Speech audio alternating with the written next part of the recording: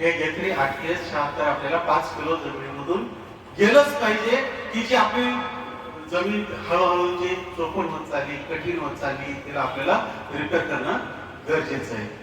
त्याच्याबरोबर आपल्याला गोरी फ्रॉम ही गेलंच पाहिजे, की जे आपलं फॉस्फरस मध्ये जो आपण खर्च करतो रसायनामध्ये, तो 100% त्या पिकाला नाही मिळत. अशा वेळेस आपल्याला ते उपलब्ध करून घेणं गरजेचं असतं. म्हणजे आपल्याला ही जोडी, पहिली जोडी काय झाली, बिजोरी 876 बीज प्रक्रिया, बीज संस्कार मध्ये, बरोबर. दुसरी जोडी खताबरोबर, पेरणी बरोबर. पेरणी बरोबर तुम्हाला गोरी फ्रॉम 876.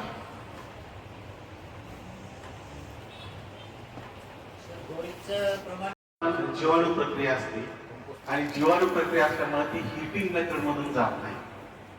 आता हीटिंग मेथड मधून जर केलं तर जीवाणू मरतील, म्हणून आपल्याला ते सनड्राय मधून करावं लागतं, म्हणजे उन्हात वाळत ठेवावं लागतं. आणि ह्या दिवसात काय अडचण येते, पाऊस चालू असतो. पाऊस चालू झाला की ढगाळ वातावरण तयार होतं. मग अशा वेळेस गारवा असतो, ते लवकर ड्राय होत नाही. त्यामुळे ते पुरवठा करणं कधी कधी चिकरीचं ठरतं.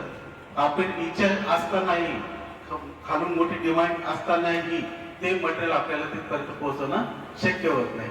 मग अशा वेळेस आपल्याकडं जे उपलब्ध साधन असेल, जे काही आपल्या इतर रासायनिक खत असेल, मग त्याचं ते त्या प्रमाणात घेऊन त्याचं थोडंसं प्रमाण कमी करून त्याच्यावर आपण 876 वापरलं तर तुम्हाला अजून ते जमिनीसाठी चांगले रिझल्ट मिळतील. ठीक आहे, इथपर्यंत आलं.